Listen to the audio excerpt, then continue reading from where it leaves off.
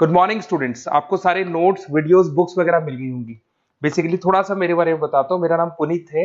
MBA का classes लेता हूँ। 2006 से पढ़ा रहा हूँ। 20 इयर्स का मेरे को एक्सपीरियंस है। Viju, Poornima, JECRC, Arya, ILM, IRM, IPS business school सब में मैं जा रहा हूँ और एज अ गेस्ट फैकल्टी पढ़ा रहा हूँ। और इवनिंग में मेरा क्लासेस चलता है, ऑनलाइन ऑफलाइन रिकॉर्डेड, तीनों मोड पे क्लासेस चलता है। उसके अलावा एक टॉप कॉलेज है एमबीए का, आईएम अहमदाबाद, वहां मैं बच्चों को हर साल लेके जाता हूँ।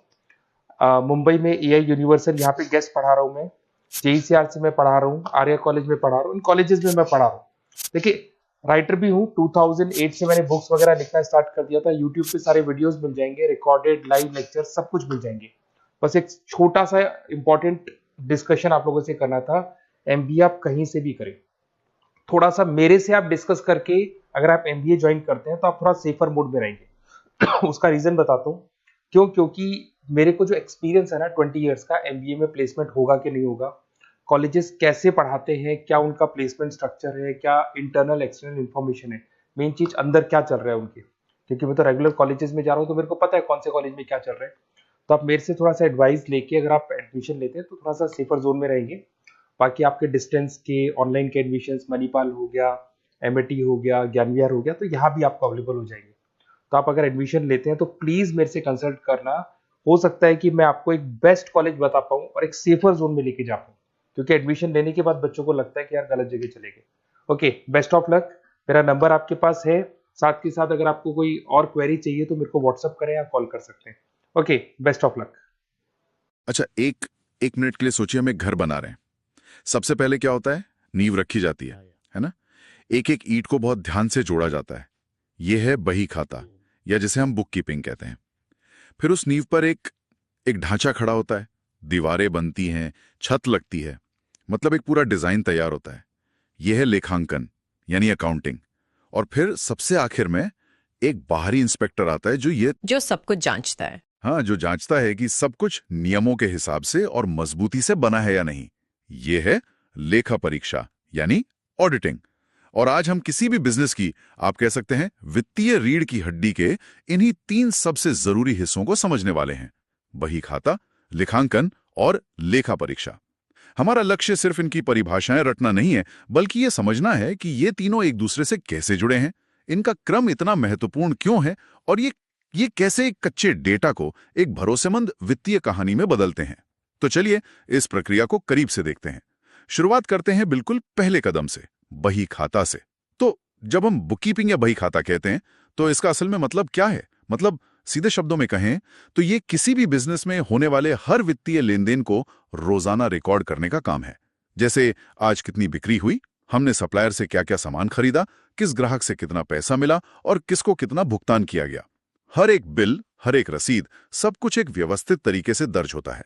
इसका जो आउटपुट है वो है जर्नल और लेजर। इन्हें हम बिजनेस की फाइनेंशियल डायरी कह सकते हैं।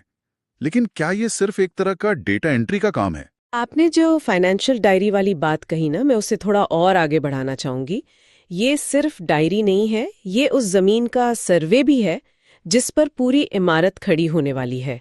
ये गार्बेज इन गार्बेज आउट का एक क्लासिक केस है। अगर आपका शुरुआती डेटा ही गलत है, अधूरा है या मतलब अव्यवस्थित है, तो आप दुनिया के सबसे अच्छे अकाउंटेंट को भी ले आए, वो एक टेढ़ी इमारत ही बनाएगा। इसलिए बुककीपिंग का जो मूल उद्देश्य है वो लेनदेन का सिर्फ रिकॉर्ड रखना नहीं, बल्कि एक स्थायी, सटीक और सच्चाई का स्रोत बनाना है।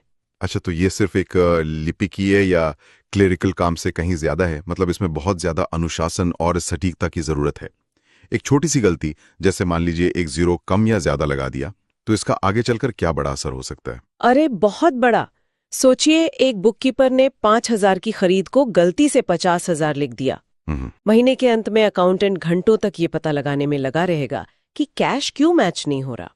लेकिन उससे भी बड़ी बात, जब साल के अंत में ऑडिटर आएगा तो उसके लिए ये एक रेड फ्लैग हो सकता है। वो सोचेगी कि ये सिर्फ एक गलती है या फिर जानबूझकर खर्चों को बढ़ा चढ़ाकर दिखाने की कोशिश की जा रही है। एक छोटी सी लापरवाही भी मतलब शक पैदा कर सकती है। यहीं से तो सारी कहानी शुरू होती है। समझ गया। तो बुक कीपिंग वो नींव है जिसे बिल्कुल सटीक होना ही चाहिए। अच्छा, अब मान लेते हैं कि हमारे पास लेन देन की एकदम सही विस्तृत डायरी मौजूद है, एक एक पैसे का हिसाब दर्ज है। लेकिन अब इसका क्या करें? ये तो बस नंबरों की एक लंबी सी लिस्ट है। बिल्कुल। और यहीं से लेखांकन यानी अकाउंटिंग का रोल शुरू होता है। बुककीपिंग अगर ये रिकॉर्ड करता है कि क्या हुआ, तो अकाउंटिंग बताता है कि इसका मतलब क्या है। ये उन बिखरे हुए नंबरों को एक कहानी में पिरोने की कला और विज्ञान दोनों है। ये डेटा को वर्गीकृत करना, फिर उसे सारांशित करना और फिर उसकी व्याख्या करने की प्रक्रिया है। तो अगर बुक कीपिंग ने नींव रखी तो अकाउंटिंग उस पर घर बना रहा है। और ये घर कैसा दिखता है ये हमें पता चलता है फाइनेंशियल स्टेटमेंट से, है ना? जैसे कि प्रॉफिट एंड लॉस अकाउंट और बैलेंस शीट। हाँ बिल्कुल। और ये फाइनेंशियल स्टेटमेंट सिर्फ एक स्कोर कार्ड नहीं है। असली कहानी तो अक्सर नंबरों के बीच में छिपी होती है। मैं एक उदाहरण देती हूँ। जरूर। मान लीजिए किसी कंपनी का प्रॉफिट एंड लॉस यानी P&L स्टेटमेंट दिखाता है कि उसका रेवेन्यू मतलब बिक्री पिछले साल से 20% बढ़ी है। ये तो बहुत अच्छी बात लगती है। हाँ बिल्कुल। कोई भी निवेशक ये सुनकर तो खुशी ही होगा। लेकिन एक अच्छा अकाउंटेंट या एनालिस्ट एक और चीज देखेगा। वो देखेगा कॉस्ट ऑफ गुड्स सोल्ड यानी बेचे गए माल की लागत। अगर रेवेन्यू 20% बढ़ा लेकिन माल की लागत 40% बढ़ गई। ओहो, तो P&L हमें एक छिपी हुई कहानी बता रहा है। ये बता रहा है कि कंपनी ज्यादा बेचने के लिए शायद अपने प्रॉफिट मार्जिन पर भारी समझौता कर रही है, या उसकी सप्लाई चेन में कोई बड़ी समस्या है। ये वो इनसाइट है जो सिर्फ डेटा रिकॉर्ड करने से कभी नहीं मिलती। अकाउंटिंग इन डॉट्स को जोड़ता है। ये तो बहुत दिलचस्प है। अच्छा, मैंने ट्रायल बैलेंस के बारे में भी सुना है। अकाउंटेंट ये सुनिश्चित करने के लिए बनाते हैं कि डेबिट और क्रेडिट का मिलान हो रहा है। तो क्या इसका मतलब ये है कि अगर ट्रायल बैलेंस मैच हो गया तो सब कुछ सही है? ये एक बहुत आम गलतफहमी है। ट्रायल बैलेंस ये तो पक्का कर देता है कि हर डेबिट के लिए एक बराबर क्रेडिट दर्ज किया गया है, लेकिन ये इस बात की गारंटी नहीं है कि सब कुछ सही है।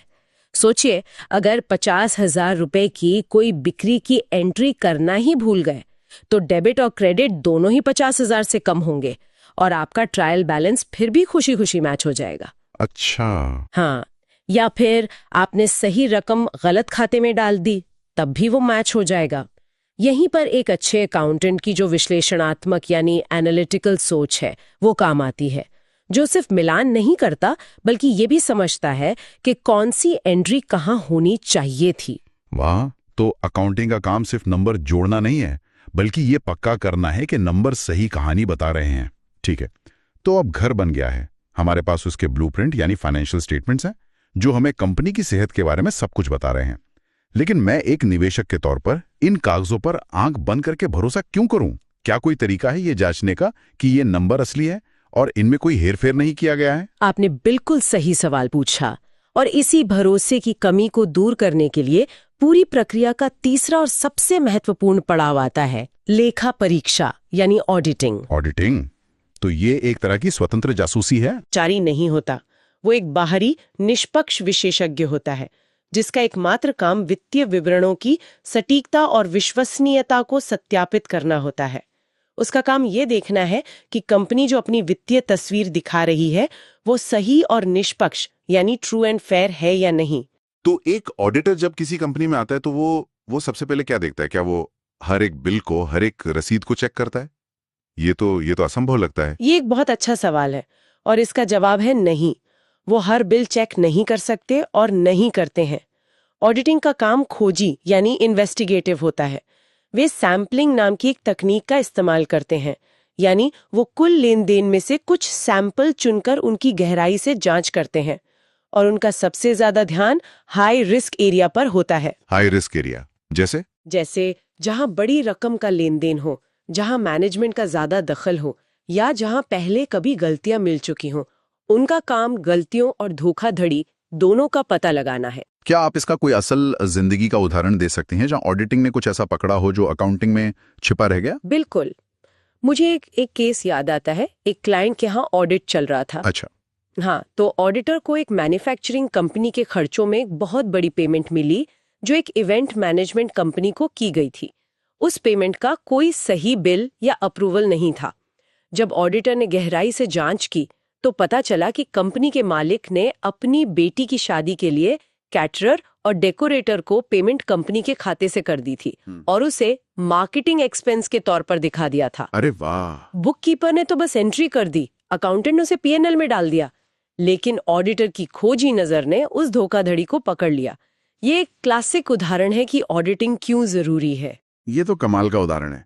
तो अब इन सबको एक साथ रखते हैं। हमने 3 अलग-अलग पड़ावों को देखा, बुक कीपिंग, अकाउंटिंग और ऑडिटिंग। अगर हम किसी एक वित्तीय जानकारी की यात्रा को देखें, तो वो इन तीनों चरणों से कैसे गुजरती है? चलिए एक सरल सा उदाहरण लेते हैं। मान लीजिए आपकी कंपनी ने आज 1 लाख रुपए का माल बेचा। ठीक है। पहला पड़ाव, बही खाता, बुक कीपर तुरंत इसकी एक एंट्री करेगा। वो तारीख, ग्राहक का नाम, रकम और बिल नंबर अपनी किताबों यानी जर्नल और लेजर में दर्ज करेगा। ये बस कच्चा डेटा है, एक तथ्य। दूसरा पड़ाव, लेखांकन। महीने के अंत में अकाउंटेंट इस 1 लाख की एंट्री को हजारों दूसरी एंट्रीज के साथ मिलाएगा। वो इसे सेल्स रेवेन्यू के तहत वर्गीकृत करेगा और जब वो पीएनएल स्टेटमेंट बनाएगा तो ये 1 लाख रुपए कंपनी की कुल आय का हिस्सा बनकर दिखेगा। उसने उस कच्चे तथ्य को एक बड़े वित्तीय सारांश का हिस्सा बना दिया। और फिर तीसरा पड़ाव, लेखा परीक्षा। साल के अंत में ऑडिटर आएगा। वो शायद उस 1 लाख रुपए की एंट्री को अपने सैंपल में चुने। फिर वो आपसे उस बिक्री का बिल मांगेगा। ये देखेगा कि क्या पैसा वाकई बैंक खाते में आया और शायद उस ग्राहक को भी संपर्क करके पुष्टि कर ले कि उसने आपसे माल खरीदा है या नहीं। एक ही जानकारी की यात्रा है, रिकॉर्ड होने से लेकर रिपोर्ट होने और फिर सत्यापित होने तक। ये एक सीधी रेखा में चलती है। सब कुछ बही खाते के रिकॉर्डिंग से शुरू होता है, जो लेखांकन के लिए कच्चा माल तैयार करता है। लेखांकन उस माल से एक पूरी रिपोर्ट बनाता है और फिर ऑडिटर आकर उस रिपोर्ट पर भरोसेमंद का स्टाम्प लगाता है। बिल्कुल, ये डेटा के ज्ञान में बदलने और फिर उस ज्ञान के प्रमाणित होने की यात्रा है। आप नींव के बिना इमारत नहीं बना सकते और आप बिना निरीक्षण के उस इमारत में रहने का भरोसा नहीं कर सकते। प्रत्येक चरण पिछले पर इस तरह से आधारित है कि किसी भी एक हिस्से को हटाने से पूरी की पूरी वित्तीय सूचना प्रणाली अविश्वसनीय हो जाती है।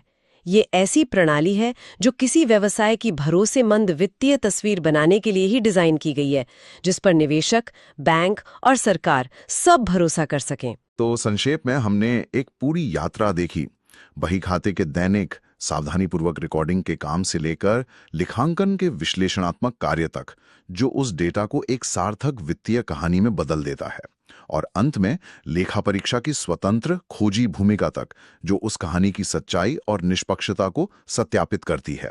नींव, ढांचा और निरीक्षण। सही कहा। हमारी ये सारी चर्चा एक व्यवसाय के भीतर के प्रक्रिया पर केंद्रित रही है, लेकिन ये आज के टेक्नोलॉजी के दौर में एक बहुत बड़ा और व्यापक सवाल खड़ा करती है। ऑटोमेटेड सॉफ्टवेयर और आर्टिफिशियल इंटेलिजेंस यानी एआई के इस युग में इन तीनों भूमिकाओं की प्रकृति कैसे बदल रही है और भविष्य में कैसे बदल सकती है? ये एक बहुत ही प्रासंगिक सवाल है। सोचिए, क्या बही खाते का लिपिकीय हिस्सा यानी रोज की डेटा एंट्री का काम एआई और ऑटोमेशन के कारण पूरी तरह से खत्म हो जाएगा? जब बैंक स्टेटमेंट और बिल अपने आप सिंक होकर रिकॉर्ड हो जाएंगे तो बुक कीपर की जरूरत ही क्या होगी? शायद उसकी भूमिका डेटा एंट्री से हटकर डेटा वेरिफिकेशन पर आ जाएगी। और लेखांकन का क्या? क्या अकाउंटिंग अतीत का सारांश प्रस्तुत करने के बजाय भविष्य के रणनीतिक पूर्वानुमान के बारे में ज्यादा हो जाएगा? जब एआई ऐसे पैटर्न देख सकता है जो इंसान नहीं देख सकते, तो अकाउंटेंट का काम सिर्फ ये बताना नहीं रह जाएगा कि पिछले साल क्या हुआ, बल्कि ये सलाह देना होगा कि अगले साल क्या करना चाहिए। मतलब वो एक डेटा एनालिस्ट और बिजनेस स्ट्रैटेजिस्ट बन जाएगा। बिल्कुल। और सबसे दिलचस्प सवाल ऑडिटर के लिए है। एक ऑडिटर को एआई संचालित लेखा प्रणाली में त्रुटियों या धोखाधड़ी की जांच के लिए किन नए कौशलों की आवश्यकता होगी? सही है। उसे अब सिर्फ नंबर नहीं, बल्कि उस एल्गोरिदम को भी समझना होगा जो उन नंबरों को बना रहा है। क्या वो एल्गोरिदम निष्पक्ष है? क्या उसे धोखा दिया जा सकता है? ऑडिटर को शायद एक डेटा साइंटिस्ट और एक साइबर सिक्योरिटी एक्सपर्ट की तरह सोचना होगा। ये एक पूरी तरह से नई दुनिया है और ये सोचने वाली बात है कि भविष्य का वित्तीय विशेषज्ञ कैसा दिखेगा।